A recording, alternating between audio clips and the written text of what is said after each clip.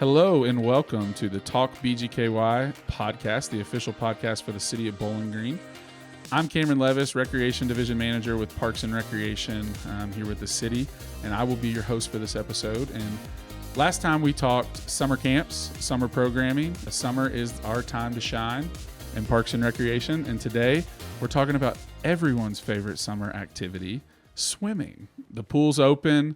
We're ready for summer fun in the sun, and so our great facility here with the city of Bowling Green, the Russell Sims Aquatic Center. We're going into our 25th season, which is crazy. So it's really time to play it up and serve our community in big ways with their place to have the premier aquatic experience. So we're excited to talk pools today on the Talk BGKY podcast. Got a couple special guests with me, Doris Miller and then Margaret Doherty. I'll let them introduce themselves. They've been employees with us at the city for many years now. So Margaret, would you like to tell us a little bit about yourself? Hi, I'm Margaret. I've been working at the water park since 2019, and I've been our pool manager for now. This will be my third year. Awesome. And Ms. Doris? Hi. I've been working with Park and Rec for about 15 years and having a ball, loving it. I love it. So these two ladies are instrumental in helping us put forth a great amenity like the Russell Sims Aquatic Center for our community. And so we're always excited to have them stay on our team summer after summer and help us make the water park great. So what I want to do today is talk about some of the fun stuff associated with the water park. So, some of the events, some of the programs that we do year in and year out. But, one of the things that is most important to us with opening the Russell Sims Aquatic Center is not only creating a fun experience for our community for them to enjoy summer fun in the sun, but also a safe one. And so ultimately, we take a lot of pride in creating a safe facility for families to be able to enjoy. And there's a lot of different ways that we do that. So, of course, on the episode when we were talking summer camps, we talked a little bit about our hiring process for the summer. We hire close to 200 seasonals across all of our divisions and programs within the Parks Department every summer. And aquatics is a big part of that. We hire around 60 staff for the water park, whether it's lifeguards, pool attendants for our concessions and admissions, laborers to help us keep the facility clean and working properly. So hiring is a big part. And Margaret, you play a huge role in helping us do that and overseeing, the 30 lifeguards that we hire. So just tell us a little bit about your journey, I guess. You started as a lifeguard. Now you're pool manager. So just tell us your experience, working as a lifeguard and then moving into the role of pool manager over the years. It was good. I started out as a lifeguard in 2019 when I was only 15 years old, turning 16 that summer. And it was a great, fun summer. And I was like, yeah, I'm going to come back next year because it was just fun. The work environment was fun. It was fun to work with our community. Everything was great. But then we closed in 2020 for COVID. And so I was like, okay. So when we opened back up in 21, I came back and they decided to make me head lifeguard. And so that's how I kind of moved up, is because we were going through a management transition at that time. So the next summer, that's how I got moved up to manager. And it's just been great overall. Yeah, cool. So even in a seasonal position, you kind of have a summer career path, if you will. You've been able to kind of see all those positions, which I think that's cool for people to hear. I think it's neat that they can grow their experiences year after year. And I'm sure each of those jobs has looked different, and what that role is like. But, overall, I think the biggest question, I'm curious to ask you is, as a lifeguard and even as a pool manager, because you're still a lifeguard, ultimately, like what do you think the role, in your words, is of a lifeguard? Obviously saving people, which we hope we do not often. But like, what do you see the role of a lifeguard as for the water park? I would say, number one, protecting the community, so doing everything possible to prevent, having to use our saving skills. But then number two, creating a good environment, because we have a lot of contact with them more so than maybe some of the other roles. And so we have to make sure that we're having a good time so that we can make sure our people have a good time. Absolutely. Yeah. And I think that's a big thing that we're really putting an emphasis on with the water park right now, is every single person that has a role at the water park is a part of this process of, helping our community make memories in the park that last a lifetime, right? And everybody plays a part in that.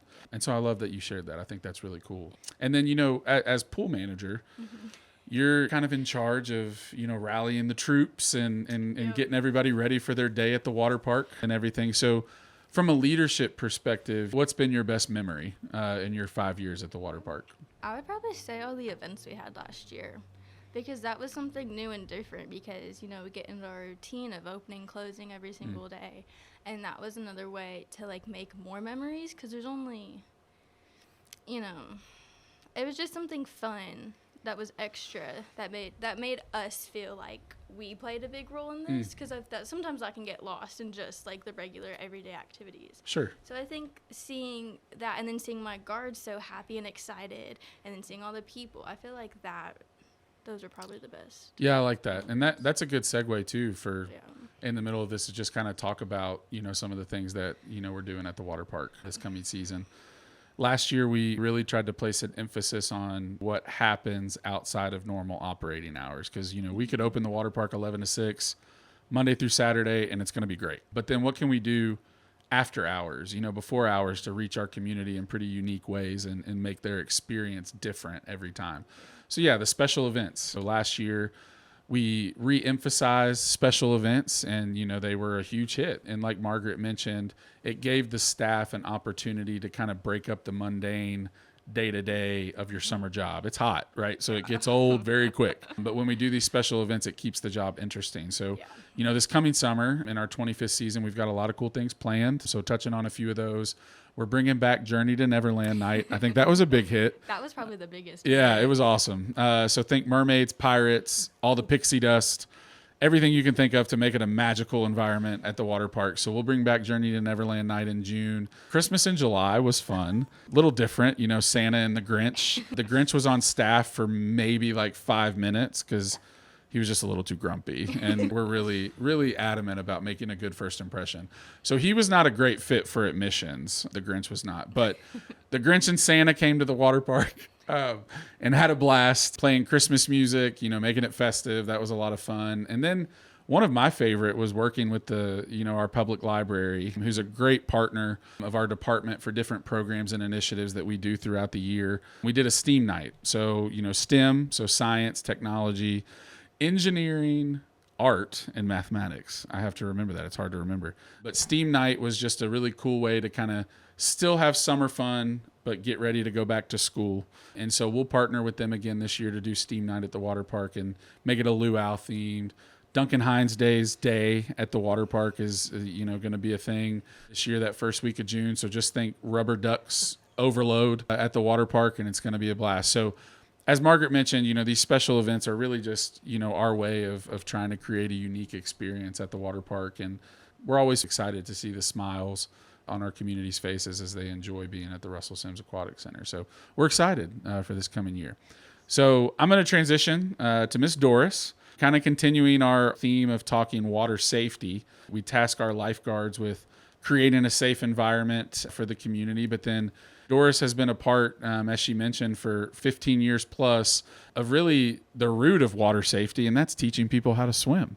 So Miss Doris, explain, or maybe just share, your experience over the years with our Learn to Swim program and kind of what that has looked like for you over the years in working with our Parks Department.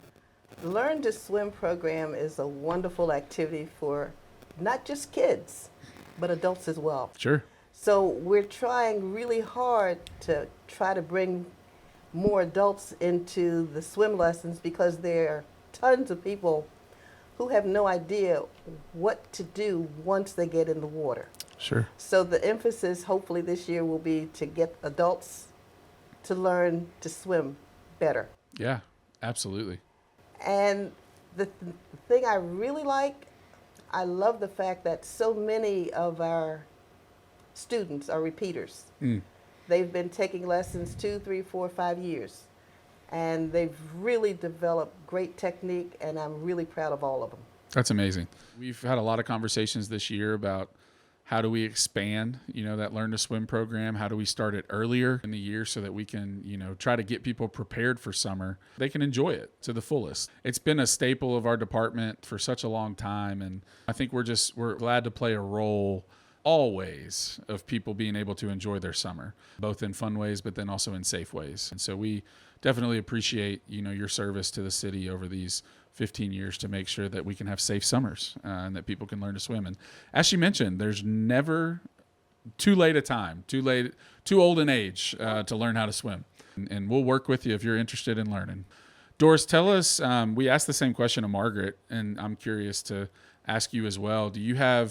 I'm sure you have tons of memories over the years of different things, but is there anything that has stuck out, over the years, a memory of a person learning to swim for the first time that, really just makes you kind of call back to that as the root of why you love what you do? Yes, I have several adults who have learned to swim for the first time. Most of them had feelings that, why am I here? This is not going to work for me. I don't know how to swim. I'm afraid of the water. I will never know how to swim. And the nice thing is that once they get in the water and find out that the water's not going to hurt them, they learn to swim and swim well. I've had people who were afraid to even put their face in the water swim laps. That's awesome. Yes. That's amazing. And the wonderful thing is that I'm hoping that we can try and get more instructors to learn to become instructors. Sure. So that we can have larger classes. Sure. And I know there's a lot that goes into the process of becoming an instructor, but maybe tell us a little bit of the highlights of what it looks like to become a water safety instructor. I'm a WSI. It's not as hard as being a lifeguard. Sure. They should know the basic strokes, be able to swim them for approximately 25 yards, Okay. tread water, and basically that's it. Sure. Yeah. So anybody listening out there Only 7 strokes. who's interested in being a WSI, definitely give us a call down at Parks. We truly are trying to grow that program, for us here in the city, and just giving people an opportunity to learn how to swim and then maybe help others learn how to swim, which is a pretty cool process. So that's awesome.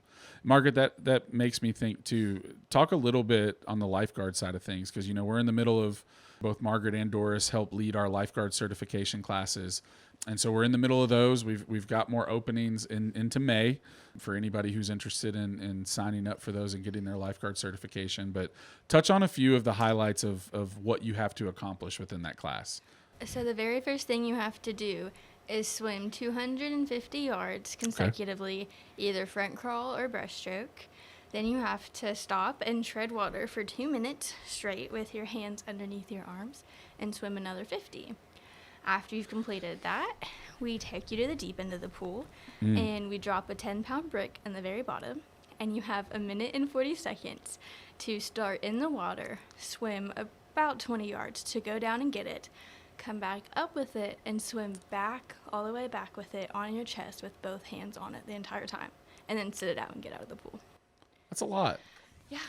That's a lot. And of course, all of our, certification classes are done through the American Red Cross. So it's official. And these requirements, if anything, for anyone listening, hearing those requirements should give you all the more assurance that when you come to our aquatic facility, you are definitely being watched and taken care of, because our lifeguards are required to be able to do all those things. And so we definitely take a lot of pride in creating that safe environment. I'm not so sure that I'd be able to do the brick.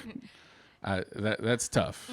It seems like the hardest part. I think so. Yeah, that's a tough one. But we got people that do it every day, which is awesome. So, well, yeah, we definitely appreciate, again, I know I've said it, but appreciate the work that the two of you do to help create a safe environment every summer. That's a big piece to the puzzle of us reaching our community with the Russell Sims Aquatic Center. So asking the two of you too, this is another overarching question, but if you had to kind of describe, and we ask all of our interviewees this question too, if you had to describe the purpose of the Russell Sims Aquatic Center, what would you say the purpose of that facility is each summer, in your own words?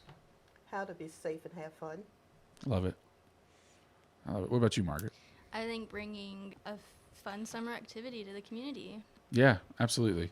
And we kind of talked about it in the last episode, and we'll probably talk about it in every Parks episode. But overall, for Parks and Recreation, we're in the business of enhancing quality of life, right? And we do that 365 days out of the year, 24 hours a day. We do it in a lot of different ways, whether it's our landscape division that makes our city beautiful, it's our athletics division that helps people find their love for sport, whatever sport that is. It's our community centers that give youth in our community a chance to be a part of something bigger than themselves. And then it's the Aquatic Center, right? Every piece to the puzzle of this idea of enhancing quality of life is a intentional decision by us as a department each day. Even though the Aquatic Center is only open for a few months out of the year and it's seasonal, we know that we're making people smile each day when we open those gates and give them an opportunity to come in and enjoy it. So lots of fun each summer with that. So just kind of giving everybody the rundown on basic info for the water park. Opening day is right around the corner. We're open Memorial Day to Labor Day, pending weather, pending the cold. Last year when we opened for the first few weeks, it was in the 60s as we were closing each night. So that water took a while to warm up. So we need it to warm up sooner as we get ready to open, and hopefully it does that. So we'll open May 25th, which is Memorial Day weekend. And we'll be open, like I said, till Labor Day. Anybody out there interested in getting a season pass, you can get your season passes through our office, and we're doing a season pass holder soft opening on May 24th. So that season pass will allow you to, come enjoy your summer with us every day that you want to while we're open. And those passes will be, I believe, $225 for a family of 4, which is perfect. And then, $110 for an individual pass to give you access for the summer. So looking forward to opening the water park this summer again for our 25th season, and just hopefully reaching our community in big ways this summer. So share with me, each of you, your number one safety tip for enjoying the pool this coming summer. I would say my number one is drink your water. We don't want you to be dehydrated out there sweating and running around. Absolutely. Yeah, please stay hydrated out there. My number one, wear sunscreen. That's a big one. That's a big one. No, those are definite safety tips. I like that. As we kind of go into our 25th season at the Russell Sims Aquatic Center, I know we unfortunately had to shut down early last summer with a leak on our pool deck. The leak is fixed, thank goodness.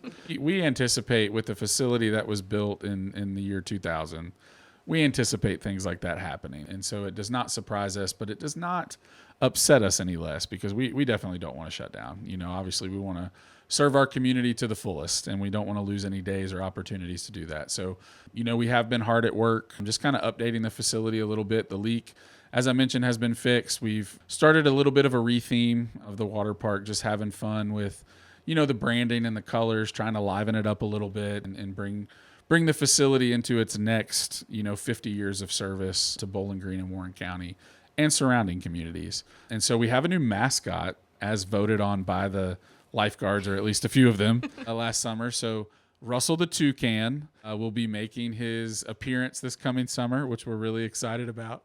So you may see Russell the Toucan on some of our branding, some of our flyers, some of our, the aspects of the Aquatic Center, like the concession stand, is being rebranded to fit that theme, like you'll see. So we're just having fun with it. Again, trying to create a unique experience for the people that come to the water park. And then we've got some other things, planned as we move into the future, with the facility, just trying to, again, update it and keep it fresh and exciting for our community, which we're very excited about. Don't forget, in addition to season passes, we love people hosting their birthday parties with us. If somebody wants to, create memories that last a lifetime for their upcoming birthday this summer, definitely give us a call and we can make that happen. And then any groups that are out there that want to bring their summer camps or their school programs out to enjoy the water park, definitely give us a call. We want to welcome anyone and everyone out to the water park. And along those same lines, something we're excited to bring this coming summer is our sensory and adaptive swims that we're going to do 4 times out of the summer, where we're going to give an opportunity to individuals or families that have people with intellectual or physical disabilities the opportunity to come to the water park hours before we open in a less stimulating, less crowded environment. And we're going to have an opportunity for them to even try out some of our adaptive water sport equipment in partnership with Warren County Parks and Recreation. And then we're also offering extended twilight hours on select Fridays this coming summer. So anyone who gets off work at 5 on these select Fridays and wants to come at a discounted rate can enjoy the water park until 7. So we'll stay open an hour later for you to bring your family, bring your kids for a cheaper price to get a couple hours in of swimming. So just finding unique ways, again, to create a unique experience at the Russell Sims Aquatic Center, and we're excited to do that this coming summer. Well, we encourage everybody to come join us this summer at the Russell Sims Aquatic Center. We're excited to open up and provide a great experience to our community. I want to thank Margaret and Doris for joining us today on the podcast. Appreciate you all being a part of it. Yes, thanks for having us. We appreciate being here. Awesome. Again, this is the Talk BGKY podcast, the official podcast of the City of Bowling Green. Thanks for listening. We're looking forward to more episodes to talk all things Parks and Rec. And again, we're looking forward to sun slides and smiles with our community this summer.